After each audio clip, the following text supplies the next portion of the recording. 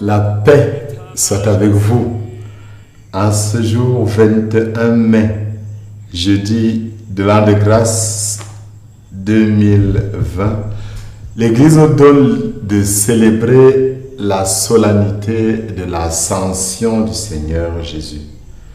C'est au-delà du symbolisme et des représentations anthropomorphiques et même des images qui nous ont été inculquées par la pensée populaire qui localise Dieu dans le ciel. Au-delà de tout cela, que célébrons-nous aujourd'hui? Nous célébrons, pour dire la vérité, la fête de la glorification du Christ. C'est la vraie proclamation de Jésus, Fils de Dieu, fait homme, ayant connu la passion, mais mort, il est ressuscité, il est vainqueur du mal et de la mort. Il a donc une domination sur les limites qu'impose la nature humaine. Il dépasse les limites de la nature humaine. Nous le savons, en prenant la condition humaine, Jésus a marché sur nos sentiers. Il a mangé notre nourriture. Il a accepté de se faire homme entouré, capitulant ainsi toutes choses. Il a assumé notre nature humaine en toutes choses, excepté le péché, bien évidemment. Et quand on parle d'assumer, ça signifie même les limites telles que la faim, le chagrin, la peur, la maladie et beaucoup d'autres réalités qui sont propres, allant même jusqu'à la mort.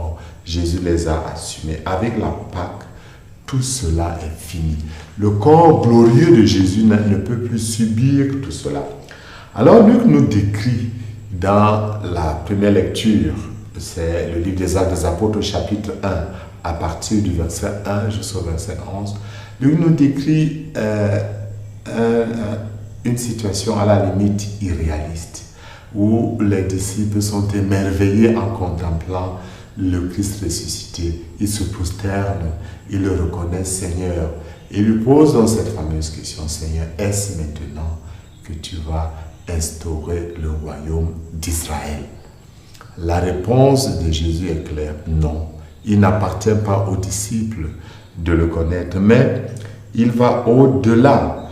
Et c'est ce qui nous interroge. Cette apothéose ouvre à quelque chose de merveilleux. Jésus vit quelque chose, une nuée descend sur lui et il disparaît aux yeux des apôtres. Il est élevé au ciel. Cela s'apparente à ce qu'on connaît déjà dans la Bible, la montée du prophète Élie, mais également à quelque chose qui est pointé par le psaume, au couronnement du roi. Voilà pourquoi le psalmiste dit: tous les peuples, battez des mains, acclamez Dieu par vos cris de joie, car le Seigneur est le Très-Haut, le redoutable, le grand roi sur toute la terre. Alors le psalmiste décrit ce roi, ce Dieu qui s'élève parmi les ovations, aux éclats du corps. On sonne pour Dieu, on chante pour lui qui est le roi. Car Dieu est le roi de la terre, que vos musiques l'annoncent. Il règne Dieu sur les païens, Dieu est assis sur son trône sacré. Alors tout cela, les disciples connaissent ce psaume et ils vivent cela d'une certaine manière. Et Saint Paul parle de Jésus assis à la droite de Dieu dans les cieux. Il a mis sous ses pieds tous ses ennemis. Et Dieu le comble totalement de sa plénitude. Tout pouvoir lui est donné au ciel comme sur terre. Jésus lui-même parlait de la gloire qu'il avait avant la création du monde. Mais notons trois choses essentielles. La première, c'est que la glorification du Christ est aussi la glorification des siens, en espérance, bien évidemment. Tous ceux qui croient en Jésus participent par la foi à sa glorification. La tête de l'Église, qui est son corps, entre dans la gloire pas la tête seulement, tout le corps. Et Saint Paul précise dans sa lettre aux Éphésiens que c'est l'accomplissement total du Christ. Avec la glorification du Christ, c'est l'Église tout entière qui prend part à la gloire sans prise du Christ.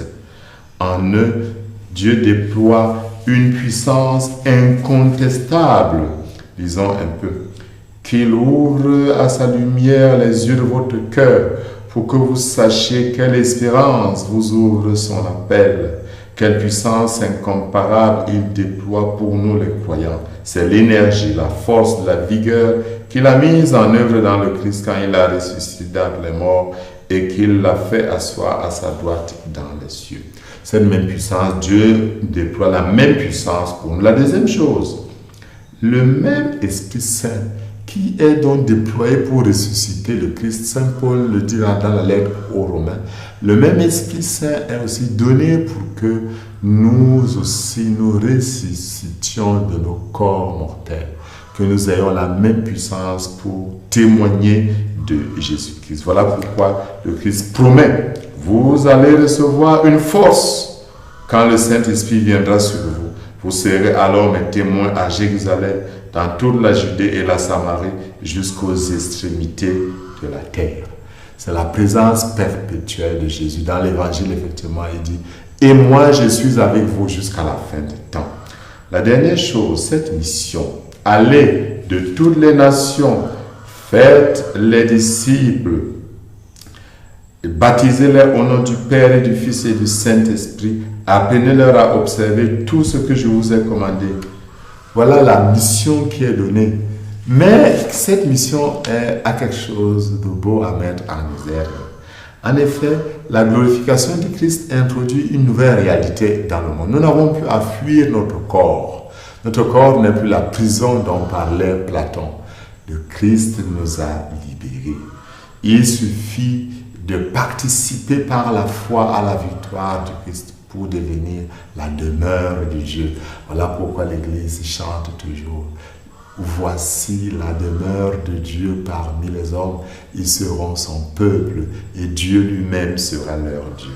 Puisse Dieu en ce saint jour renouveler notre foi en Jésus et notre espérance, et nous transformer, nous transfigurer intérieurement pour mettre dans nos cœurs le grand désir de vivre avec le Christ, lui en qui notre nature humaine a été glorifiée et est maintenant dans la gloire de Dieu. Qu'en ce saint jour, le Père plein de tendresse, qui nous comble de sa gloire, vous bénisse au nom du Père et du Fils et du Saint-Esprit. Amen.